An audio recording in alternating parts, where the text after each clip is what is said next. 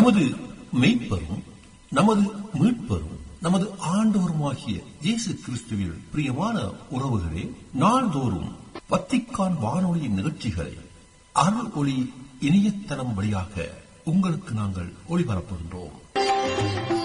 உங்களுக்காக தொகுத்து வழங்குபவர் உங்கள் அன்பு சகோதரன் பேசாலை தாஸ்.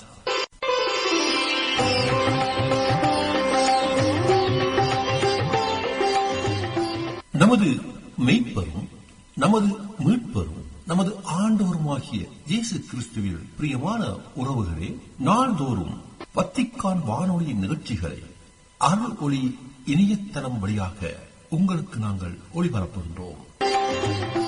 உங்களுக்காக தொகுத்து வழங்குபவர் உங்கள் அன்பு சகோதரன் பேசாலை தாஸ்.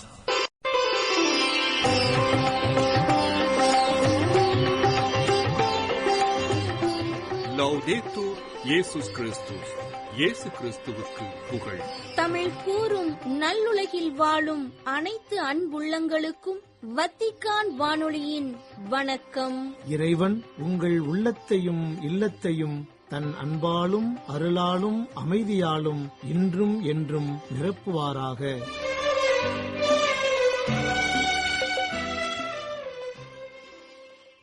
அன்பு நேயர்களே, வத்திக்கான் வானொலி இன்று உங்களுக்கு வழங்கவிருப்பவை தடம் தந்த தகைமை, விவிலிய தேடல் மற்றும் செய்திகள்.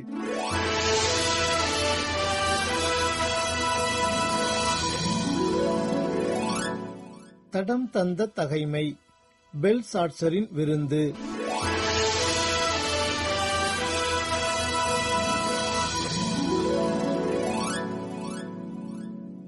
பெல்சாட்சர் என்ற அரசன் உயர்குடி மக்கள் 1000 பேருக்கு பெரியதொரு விருந்து வைத்தான்.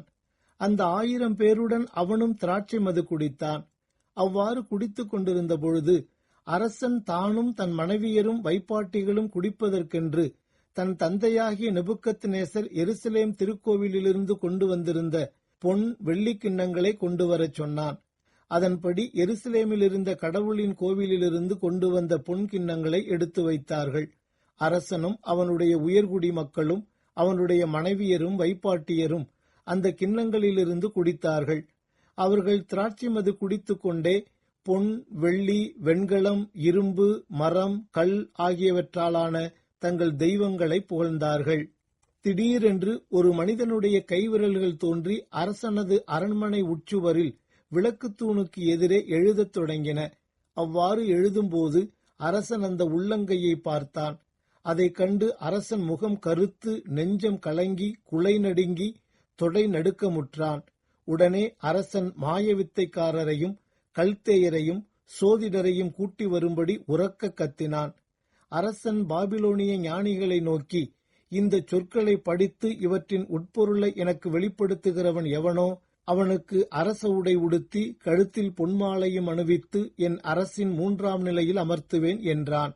பிறகு அரசனின் ஞானிகள் எல்லாரும் உள்ளே சென்றனர். ஆனால் அந்த சொற்களை படிக்கவோ அவற்றின் உட்பொருளை அரசனுக்கு விளக்கவோ அவர்களால் இயலவில்லை. அதைக் கண்ட பெல்சாட்சர் அரசன் மிகவும் மனக்கலக்கமுற்றான். அவனது முகம் வெளிறியது. அவனுடைய உயர்குடி மக்களும் திகைத்து நின்றனர். விவிலிய தேடல். திருப்பாடல் 31 பகுதி 5. நேர்மையாளரை தாக்கும் பொய்யர். நிலையான வரம் தாயிரைவா, உனில் நிலைத்திட மனம் தாயிரைவா, நிறைவென்பதும் நீதான் இறைவா, நிறைவென்பதும் நீதான் இறைவா. நிலையான வரம் தாயிரைவா, உனில் நிலைத்திட மனம் தாயிரைவா, நிறைவென்பதும் நீதான் இறைவா, நிறைவென்பதும் நீதான் இறைவா. வரமாக நீ வேண்டுமே, அதை சரமாக நான் சூடுவேன். அன்பானவர்களே, திக்கற்றவர்களுக்கு தெய்வமே துணை நிற்கும் என்ற தலைப்பில் கடந்த வாரம் நமது விவிலிய தேடலில் 31ஆம் திருப்பாடலில் 11 முதல் 14 வரை உள்ள இறைவார்த்தைகள் குறித்து தியானித்தோம். இவ்வாரம் அதனைத் தொடர்ந்து வரும் 15 முதல் 18 வரை உள்ள இறைவார்த்தைகள் குறித்து தியானிப்போம். இப்போது அவ்வார்த்தைகளை பக்தி உணர்வுடன் வாசிப்போம். என் வாழ்வின் ஒவ்வொரு கட்டமும் உமது கையில் உள்ளது. என் எதிரிகளின் கையினின்றும் என்னை துன்புறுத்துவோரின் கையினின்றும் என்னை விடுவித்தரலும். உமது முகத்தின் ஒளி அடியேன் மீது வீசும்படி செய்யும். உமது பேரன்பால் என்னை விடுவித்தரலும். ஆண்டவரே, உம்மை நோக்கி மன்றாடினேன், என்னை வெட்கமுற விடாதேயும். பொல்லார் வெட்கிப் போவார்களாக, பாதாளத்தில் வாயடைத்து போவார்களாக. பொய் சொல்லும் வாய் அடைபட்டு போவதாக. செருக்கும் பழிப்புரையும் கொண்டு நேர்மையாளருக்கு எதிராக இருமாப்புடன் பேசும் நா கட்டுண்டு கிடப்பதாக. அன்பானவர்களே, மேற்கண்ட இறைவார்த்தைகளில் தாவீது அரசர் தொடர்ந்து தனது எதிரிகளின் சதிச்செயல்கள் பற்றி குறிப்பிடுகின்றார். அவர்களிடமிருந்து தான் காப்பாற்றப்பட வேண்டும் என்பதே மிக முக்கியம் என்பதையும் தன்னுடைய இறைவேண்டலின் போது இறைவனிடம் தெளிவுபடுத்துகின்றார். தனது வாழ்வு முழுவதும் கடவுளின் கரங்களில் மட்டுமே உள்ளது என்றும், தன் முகத்தின் மீது அவரின் ஒளியை வீசி அவரது பேரன்பால் தன்னை மீட்குமாறும் அவரிடம் கதறி அழுகின்றார். குறிப்பாக எதிரிகளின் பொய் சொல்லும் வாய் பற்றியும் இருமாப்புடன் பேசும் நாக்கு பற்றியும் எடுத்துரைக்கின்றார். இன்றைய நம் சிந்தனைகளுக்கு இவை இரண்டையும் குறித்து தியானிப்போம். நாம் வாழும் இன்றைய உலகில் நல்லவர்களாகிய கடவுளின் அடியார்கள் பலர் வீழ்ந்து போவதற்கு அடிப்படை காரணங்களாக அமைவது பொய்யும் இருமாப்பும் தான். உலகின் மொத்த மக்கள் தொகையில் 1/3 பகுதியினர் தினமும் கடுமையான பொய் பேசுவதாக உளவியலாளர் ரிச்சர்ட் வைஸ்மேன் என்பவர் கூறுகின்றார். பொதுவாக பொய்யர்கள் குறைவாக பேசுவார்கள். ஒரு கேள்வி கேட்டால் பதில் சொல்ல நீண்ட நேரம் எடுத்துக் கொள்வார்கள். பொய்களிலிருந்து உணர்ச்சி பூர்வமாக தங்களை அந்நியப்படுத்திக் கொள்ள முயற்சிப்பார்கள். நான், எனது என்பது போன்ற வார்த்தைகளை பெரும்பாலும் பயன்படுத்த மாட்டார்கள் என்றெல்லாம் அவர்களின் உண்மை இயல்பு பற்றி உளவியல் எடுத்துரைக்கின்றது. நேரகாலம் சீனாவுக்கு சாதகம், அதிபர் ஜின்பிங் இருமாப்பு என்ற தலைப்பில் தமிழக செய்தித்தாளில் செய்தி ஒன்று வெளியாகியிருந்தது. 1921 சீன கம்யூனிஸ்ட் கட்சியை மாசேதுங் தோற்றுவித்தார். இதன் 100வது ஆண்டு விழாவை ஒட்டி பீஜிங்கில் கட்சியின் பொதுக்குழு கூட்டம் நடந்தது. இதில் கடந்த 100 ஆண்டுகளில் உலக நாடுகள் வரலாறு காணாத வகையில் கொரோனாவின் தாக்கத்தால் பாதிக்கப்பட்டுள்ளன. சரக்கு போக்குவரத்து சீராக இல்லை. மேற்கத்திய நாடுகள் உடனான நல்லுறவு சீர்கெட்டுள்ளது. பன்னாட்டு பொருளாதாரம் வீழ்ச்சியடைந்துள்ளது. இத்தனைக்கும் மத்தியில் நமக்கு மட்டும் காலமும் நேரமும் சாதகமாக உள்ளது. அதன் காரணமாகவே நம் உறுதி, மறுஎழுச்சி, அர்ப்பணிப்பு, நம்பிக்கை ஆகியவற்றை உலகிற்கு எடுத்துக்காட்ட முடிந்துள்ளது. வரும் ஆண்டுகளில் சீன மக்கள் மிகப்பெரிய மாற்றத்தை சந்திக்கப் போகின்றனர். சீனா மிக வலிமையுள்ள பணக்கார நாடாக மாறும். அதற்கான சீர்திருத்த நடவடிக்கைகள் முழுவேகத்தில் செயல்படுத்தப்படும். நவீன சமத்துவ நாடாக சீனா உருவெடுக்கும் என்று அதிபர் ஷி ஜின்பிங் பேசினார். இந்த கொரோனா பெருந்தொற்று உயிர்கொல்லியை உருவாக்கியதே சீனாதான் என்றும், இது குறித்த ஆய்வு நடத்தப்பட வேண்டும் என்றும் அமெரிக்காவின் தலைவர் டொனால்டு டிரம்ப் கூறியதாக செய்திகளில் படித்தோம். அவர் மட்டுமல்ல, உலகத்தில் பெரும்பாலோர் இப்படித்தான் கருத்து தெரிவித்து வந்தனர். இப்படிப்பட்ட நிலையில் அதை பற்றியெல்லாம் சிறிதும் கவலைப்படாமல் பேசியிருக்கும் அதிபர் ஜின்பிங்கின் உரை ஒரு இருமாப்பு கொண்ட உரையாகவே அச்செய்தித்தாள் எடுத்துக்காட்டியது. மேலும் தான் உருவாக்கிய மருந்து மாத்திரைகள் அனைத்தையும் மெய்ட் இன் இந்தியா, அதாவது இந்தியாவில் தயாரிக்கப்பட்டது என்று அச்சிட்டு இந்திய நாட்டில் விற்பனை செய்யும் மோசடி செயலில் ஈடுபட்டு வருவதாக இந்தியா சீனாவின் மீது தொடர்ந்து குற்றம் சுமத்தி வருகின்றது. மறுபுறம் தன்னை யாரும் வீழ்த்த முடியாது என்ற இருமாப்புடன் ரஷ்ய அதிபர் விளாடிமிர் புதின் பொய்யான செய்திகளை பரப்பி உக்ரைன் மீது போர் தொடுத்து அந்நாட்டு மக்களை அண்டை நாடுகளுக்கு புலம்பெயரச் செய்து வருகிறார் என்பதையும் காண முடிகின்றது. நம் இந்திய அரசியல் கட்சிகள் ஆட்சிக்கு வருவதற்கு முன்பு ஆயிரக்கணக்கில் வாக்குறுதிகளை அள்ளி வீசிவிட்டு அதிகார இருக்கையில் அமர்ந்த பிறகு அப்படிப்பட்ட வாக்குறுதிகளை தாங்கள் கொடுக்கவே இல்லை என்று பொய்களை கூறி இருமாப்புடன் மக்களை தொடர்ந்து ஏமாற்றி வருவதை பார்க்கின்றோம். கைகளை பொழுதில் கண் விழித்திடவே வரம் தாயிரைவா, இரு கைகளை ஏற்றி பணி துவங்கிடவே வரம் தாயிரைவா, கைகளை பொழுதில் கண் விழித்திடவே வரம் தாயிரைவா, இரு கைகளை ஏற்றி பணி துவங்கிடவே வரம் தாயிரைவா, மூச்சிலும் பேச்சிலும் லட்சியம் கலந்திடவே வரம் தாயிரைவா, காலம்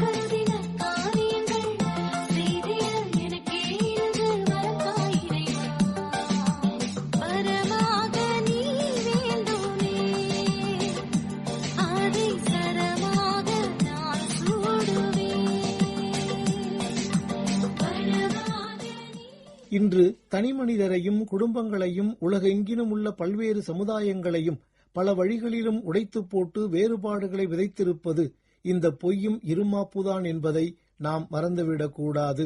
இவைகள் இரண்டும் விதைத்த தீமைகள் பற்றி திருவிவிலியத்தின் தொடக்கத்திலேயே பார்க்கின்றோம். கடவுள் போல் ஆக வேண்டும் என்று இருமாப்பு கொண்ட ஏவாள் சாத்தான் கொடுத்த கனியை தான் தின்றது மட்டுமன்றி தன் கணவருக்கும் கொடுத்தாள். நீ உண்ணக்கூடாது என்று நான் விலக்கிய மரத்திலிருந்து நீ உண்டாயோ என்று கேட்டார் கடவுள். அப்பொழுது அவன், என்னுடன் இருக்கும்படி நீர் தந்த அந்த பெண் மரத்தின் கனியை எனக்கு கொடுத்தாள், நானும் உண்டேன் என்றான். ஆண்டவராகிய கடவுள், நீ ஏன் இவ்வாறு செய்தாய் என்று பெண்ணை கேட்க, அதற்கு பெண், பாம்பு என்னை ஏமாற்றியது, நானும் உண்டேன் என்றாள். அவ்வாறே காயின் இருமாப்பு கொண்டு தனது தம்பி ஆபேலை கொன்றபோது பொய்யும் சேர்ந்தே அவனுடன் ஒட்டிக்கொள்கிறது. ஆண்டவர் காயினிடம், உன் சகோதரன் ஆபேல் எங்கே என்று கேட்டார். அதற்கு அவன், எனக்கு தெரியாது, நான் என்ன என் சகோதரனுக்கு காவலாளியோ என்றான். கடவுளின் அன்புக்கு எதிராக இருமாப்பும் பொய்யுரையும் கொண்ட நோவாவின் சந்ததியினர் பாபேல் கோபுரத்தை கட்டத் தொடங்கிய போது அவர்கள் திசைக்கு ஒரு குழுவாக சிதறண்டு போனார்கள் என்பதை நாம் அறிகின்றோம். கடவுள் வெறுத்தொதுக்கும் 7 பாவச் செயல்களில் பொய்யையும் இருமாப்பையும் எடுத்து காட்டுகிறது நீதிமொழிகள் நூல். ஆண்டவர் வெறுப்பவை 6, 7வது ஒன்றும் அவரது வெறுப்புக்கு உரியது. அவை இருமாப்புள்ள பார்வை, பொய்யுரைக்கும் நாவு, குற்றமில்லாரை கொல்லும் கை, சதித்திட்டங்களை வகுக்கும் உள்ளம், தீங்கிழைக்க விரைந்தோடும் கால், பொய்யுரைக்கும் போலிச்சான்று, நண்பர்களிடையே சண்டை மூட்டிவிடும் செயல் என்பவையே. பிரியமானவர்களே, தன்னை படைத்த கடவுளுக்கு மேலாக பலமும் வலிமையும் பெயரும் புகழும் கொண்டிருக்க வேண்டும், தான் மட்டுமே எல்லாவற்றையும் அடக்கியாள வேண்டும், உலகப் பொருள்கள் அனைத்தும் தனது ஒருவனின் காலடியில் மட்டுமே கொட்டி கிடக்க வேண்டுமென்று இருமாப்பு கொண்ட மனிதர்கள் சிலரால்தான் பொய்க்கதைகள் பரப்பப்பட்டு உள்ளத்திலும் உலகிலும் நிலவும் அமைதியும் உடன் பிறந்த உணர்வு நிலையும் அதிதீவிரமாக சிதைக்கப்பட்டு வருகின்றன. இத்தகைய இருமாப்பையும் பொய் புரட்டுகளையும் சவுல் அரசர் தாவீது மீது கொண்டிருந்திருக்கிறார் என்பதும் நமக்கு தெள்ளத் தெளிவாக தெரிகிறது. எனவேதான் தாவீது அரசர் எதிரிகளின் இத்தகைய தீமை நிறைந்த செயல்களிலிருந்து விடுபட இறைவனின் என்றுமுள்ள ஒளி தன் முகத்தில் வீசப்பட வேண்டும் என்கிறார்.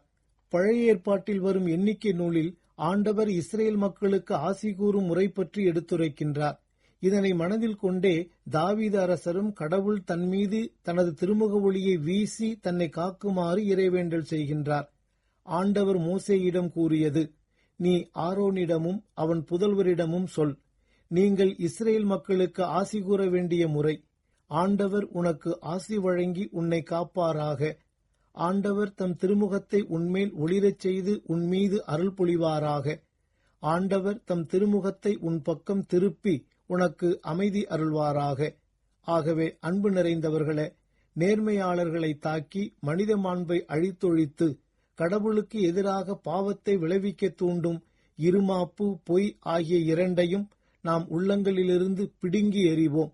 இறைவனின் ஆசிரையும் அருள்வரங்களையும் நிறைவாக பெற்றுக்கொள்வோம்.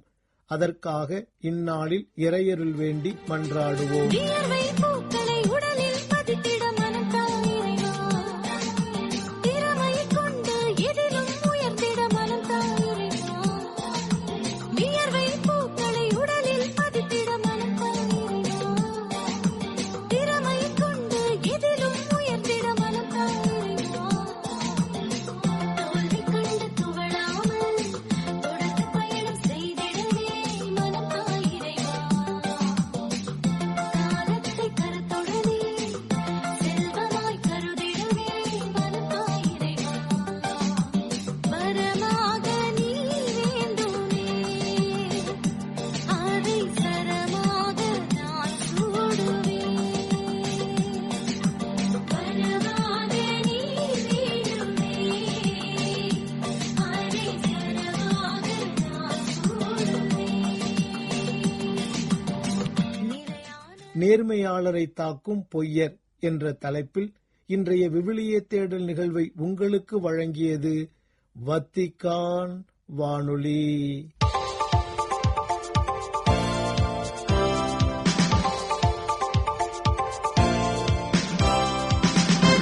செய்திகள். வாழ்க்கை பாதையில் நாம் ஒருபோதும் தனியாக நடப்பதில்லை. நமது பாதை எப்போதும் வேறொருவரின் பாதையுடன் பின்னி பிணைந்துள்ளது என்றும், நாம் ஒருவர் மற்றவரை சந்திப்பதற்காகவும் ஒன்றிணைந்து நடப்பதற்காகவும் ஒன்றாக இணைந்து ஒரு பொதுவான இலக்கை கண்டுபிடிப்பதற்காகவும் உருவாக்கப்பட்டுள்ளோம் என்றும் தெரிவித்துள்ளார் திருத்தந்தை 14ஆம் லியோ. ஆகஸ்ட் 4 முதல் 8 வரை மெஜுகூரியில் நடைபெறும் 36வது இளைஞர் விழாவின் பங்கேற்பாளர்களுக்கு அனுப்பியுள்ள வாழ்த்துச் செய்தியில் இவ்வாறு தெரிவித்துள்ள திருத்தந்தை 14ஆம் லியோ அவர்கள், ஆண்டவரது இல்லத்திற்கு போவோம் என்ற திருப்பாடல் வரிகளை கருப்பொருளாக கொண்டு தியானிக்க இருக்கும் இளைஞர்களை வாழ்த்தியுள்ளார். ஆண்டவரது இல்லத்திற்கு போவோம் என்ற வரிகளானது கடவுளை நோக்கிய நமது பயணத்தை, விருப்பத்தை பற்றி எடுத்துரைக்கின்றது என்றும், கடவுளது இல்லத்தை நோக்கிச் செல்லும் நமக்கு அவருடைய அன்பு காத்திருக்கின்றது என்றும் குறிப்பிட்டுள்ளார் திருத்தந்தை. நம்பிக்கை, பிறரன்பு ஆகிய இரண்டையும் இணைக்கும் நற்பண்பான எதிர்நோக்கு நமது பூமிக்குரிய பயணத்தில் ஒரு முக்கிய பங்கை கொண்டுள்ளது என்றும், நம்பிக்கையும் இறையியலும் கடவுளை அறிந்து கொள்வதற்கான அடிப்படையை வழங்குகின்றன, உண்மை என்பது நாம் அவருடன் அனுபவிக்கும் அன்பின் வாழ்க்கை என்றும் எடுத்துரைத்துள்ளார் திருத்தந்தை 14ஆம் லியோ. ஆகஸ்ட் 5 செவ்வாய்க்கிழமை முதல் 10 ஞாயிறு வரை ஐவரி கோஸ்டில் உள்ள அபிஜான் என்னுமிடத்தில் நடைபெற்றுக் கொண்டிருக்கும் இறையியல், சமூகம் மற்றும் மேய்ப்பு பணி பற்றிய 3வது பான் ஆப்பிரிக்க கத்தோலிக்க மாநாட்டின் பங்கேற்பாளர்களுக்கு அனுப்பியுள்ள காணொளி செய்தியில் இவ்வாறு தெரிவித்துள்ளார் திருத்தந்தை 14ஆம் லியோ. எதிர்நோக்கின் நற்பண்புகளால் தான் விண்ணகத்தில் மகிழ்ச்சியின் முழுமையை அடைய விரும்புகிறோம் என்றும், வாழ்க்கையின் துன்பங்களை எதிர்கொள்ளும் போது கூட கடவுளிடம் நெருங்கி வளர இது நம்மை தூண்டுகிறது, நிலை நிறுத்துகின்றது என்றும் எடுத்துரைத்துள்ளார் திருத்தந்தை. இறையியல் மற்றும் மேய்ப்பு பணிக்கு இடையிலான ஒற்றுமையை காண்பதன் முக்கியத்துவத்தை வலியுறுத்திய திருத்தந்தை அவர்கள், நாம் நம்புவதை வாழ வேண்டும், கிறிஸ்து நமக்கு உயிரை கொடுக்க மட்டுமல்ல, அதை முழுமையாக கொடுக்க வந்தார் என்று நமக்கு எடுத்துரைத்தார். எனவே திரு அவையின் போதனைகள் எவ்வாறு மக்களின் இதயங்களையும் மனதையும் கடவுளின் உண்மைக்கும் அன்பிற்கும் திறக்க உதவுகின்றன என்பதை நிரூபிக்கும் மேய்ப்பு திட்டங்களை செயல்படுத்த ஒன்றிணைந்து வேலை செய்வது நமது பணி என்றும் சுட்டிக்காட்டியுள்ளார். எத்தியோப்பியாவிலிருந்து ஏமனின் தெற்கு கடற்கரையை நோக்கிச் சென்று கொண்டிருந்த புலம்பெயர்ந்தோர் பேரழிவு தரும் கப்பல் விபத்தில் இறந்ததை முன்னிட்டு, இறந்தவர்களின் ஆன்மா இறைவனில் நிறை அமைதி பெற வேண்டி இரங்கல் தந்திச் செய்தி ஒன்றினை அனுப்பியுள்ளார் திருத்தந்தை 14ஆம் லியோ. ஆகஸ்ட் 4 திங்கட்கிழமை அனுப்பப்பட்ட திருத்தந்தை 14ஆம் லியோ அவர்களின் இரங்கல் தந்திச் செய்தியானது திருப்பீடச் செயலர் கர்தினால் பியத்ரோ பரோலின் அவர்கள் கையொப்பமிடப்பட்டு ஏமனின் அப்போஸ்தலிக்க நிர்வாகி மற்றும் அரேபிய தீபகற்பத்தின் அப்போஸ்தலிக்க பிரதிநிதியுமாகிய பேரருள் திரு ஜாக்கியா எல்காசிஸ் அவர்களுக்கு அனுப்பப்பட்டுள்ளது. ஏமன் கடற்கரையில் ஏற்பட்ட கப்பல் விபத்து காரணமாக ஏற்பட்ட பேரழிவுகரமான உயிரிழப்புகளால் மிகவும் வருத்தமடைவதாகவும், எல்லாம் வல்ல கடவுளின் அன்பான இரக்கத்தில் இறந்த பல புலம்பெயர்ந்தோரை ஒப்படைத்து ஜெபிப்பதாகவும் அவ்விரங்கல் தந்தியில் தெரிவித்துள்ளார் திருத்தந்தை. ஆகஸ்ட் 4 திங்கட்கிழமை மாலை ரோமில் உள்ள குழந்தை இயேசு மருத்துவமனையில் அனுமதிக்கப்பட்டிருக்கும் 15 வயது இக்னாசியோ எனும் ஸ்பெயின் நாட்டைச் சார்ந்த சிறுவனையும் அவனது குடும்பத்தாரையும் சந்தித்து அவர்களுக்காக ஜெபித்தார் திருத்தந்தை 14ஆம் லியோ. இளைஞர்களுக்கான யூபிலி விழாவில் பங்கேற்பதற்காக வந்திருந்த இக்னாசியோ கொன்சால்வேட்ஸ் உடல்நலமற்று மருத்துவமனையில் அனுமதிக்கப்பட்டு சிகிச்சை பெற்று வரும் நிலையில் அவரது குடும்பத்தாரை சந்தித்து ஆறுதல் வழங்கிய திருத்தந்தை 14ஆம் லியோ அவர்கள் மருத்துவமனையின் புற்றுநோய் பிரிவில் இருந்த நோயாளர்கள் சிலரையும் சந்தித்தார். இக்னாசியோவின் தாய், தந்தை, சகோதர சகோதரிகள் என அனைவரையும் சந்தித்து உரையாடிய திருத்தந்தை விண்ணக தந்தையை நோக்கிய ஜெபத்தினை அனைவருடனும் இணைந்து ஜெபித்து தனது அப்போஸ்தலிக்க ஆசீரினை அவர்களுக்கு வழங்கினார். எதிர்நோக்கு எனும் இந்த யூபிலி ஆண்டின் கருப்பொருள் உலகெங்கும் சென்று நற்செய்தி அறிவிக்க நமக்கு உதவுகிறது என்றும், தனிமையையும் வறுமையையும் குணப்படுத்தும் எதிர்நோக்கின் திருப்பயணிகளாக மாறுவதும், மோதல்கள் மற்றும் போர்களால் பிளவுபட்டுள்ள உலகில் அமைதியின் சான்றுகளாக செயல்படுவதும் இன்றைய இளைஞர்களின் பொறுப்பு என்றும் தெரிவித்தார் கர்தினால் கெவின் ஃபரெல். 2027ஆம் ஆண்டு ஆகஸ்ட் 3 முதல் 8 வரை தென்கொரியாவின் சியோலில் நடைபெறவுள்ள உலக இளையோர் தினத்தை நினைவு கூர்ந்தார் திருத்தந்தை 14ஆம் லியோ. திருத்தந்தையின் அழைப்பிற்கு நன்றி தெரிவித்த கர்தினால் கெவின் ஃபரெல் அவர்கள், சியோலில் நடைபெறவுள்ள இளையோர் தினத்திற்கான தயாரிப்பு பணிகள் ஏற்கனவே தொடங்கிவிட்டதாகவும், திருத்தந்தை அறிவித்த இளையோர் தின நாட்களை நோக்கி விரைவாக முன்னேறி வருவதாகவும் தெரிவித்துள்ளார் கர்தினால் ஃபரெல். நேயர்களே, இத்துடன் வத்திக்கான் வானொலியின் தமிழ் ஒலிபரப்பு நிறைவு பெறுகின்றது. தொடர்வது அதன் மலையாள நிகழ்ச்சிகள். உங்களது ஆர்வமுள்ள செவிமடுத்தலுக்கு நன்றி. வணக்கம். இதுவரையில் நீங்கள் செவியுற்றது வத்திக்கான் வானொலியின் இன்றைய நிகழ்ச்சிகள். மீண்டும் மற்றொரு வத்திக்கான் வானொலி நிகழ்ச்சியில் உங்கள் அனைவரையும் சந்திக்கும் வரை அன்பு விடைபெற்றுச் செல்வது உங்கள் அன்பின் பேசாலை தாஸ்.